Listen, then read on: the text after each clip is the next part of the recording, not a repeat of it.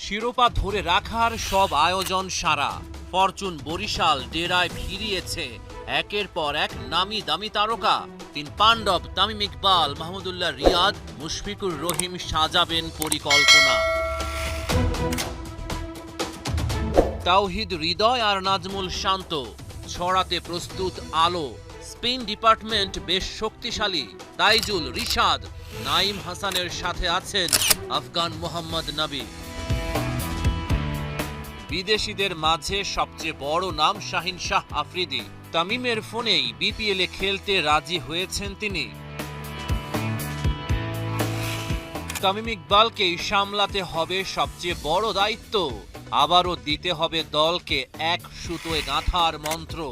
কাপ্তানকে নেতৃত্ব দিতে হবে সামনে থেকে। ব্যাটার তামিমের দিকেও বরিশাল তাকিয়ে থাকবে। তামিম ভাই তো ওনার আন্ডারে খেলে অনেক মজা।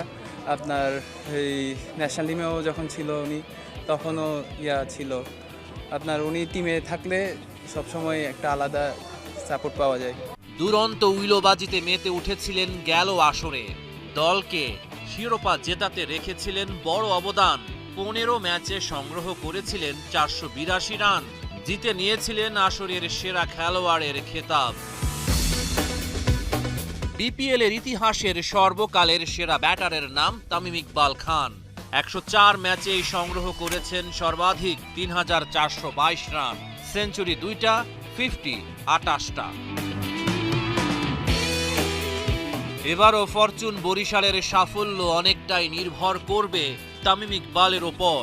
তার ফ্যানরা গুনছেন প্রহর। তামিম ভাই তো আল্লাহর রহমতে অনেক ভালো ব্যাটিং করতেছে। আপনার এনসিএলেও দেখেন 4টা ম্যাচ খেললো, ওখানেও 2টা বড় স্কোর করলো, একটা নট আউট ছিল। উনি আল্লাহর রহমতে খুব ভালো শেপে আছে।